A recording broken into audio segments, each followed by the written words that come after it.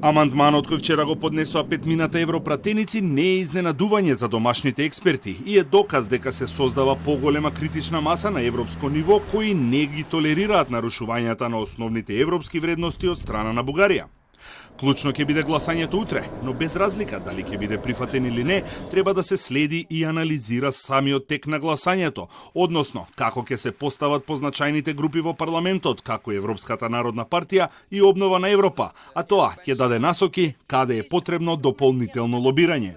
Овие нови движења, новиот амандман кој што се очекува од социјалдемократите и од зелените е еден значаен сигнал за поддршката на овие две групи на нашата држава. Јас не гледам тука дека треба потоа нешто да се презема. Тоа е наш капитал, влегува во нашиот капитал и ќе биде многу значајно.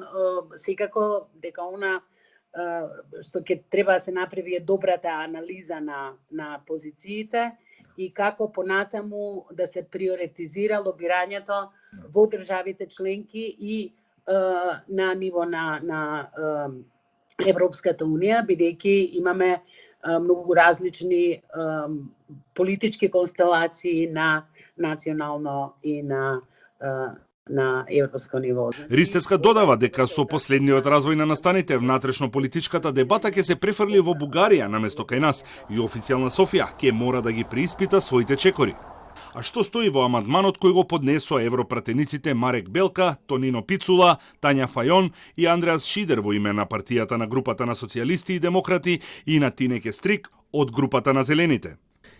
Европскиот парламент ги осудува неодамнешните провокативни изјави од представници на бугарската влада за историските прашања кои се однесуваат на Северна Македонија, а кои одат спротивно на духот на договор за пријателство. Се повикуваат бугарските власти да се воздржат од вакви изјави и покрај изборната кампања која е во тек во Бугарија. Се поздравува зрелиот и избалансиран одговор на провокациите од страна на владините представници од Северна Македонија. Бугарските европратеници Ковачев и Джамбаски остро реагираа, нарекувајќи го Каракачанов штетник, но сепак најавија дека ќе гласаат против.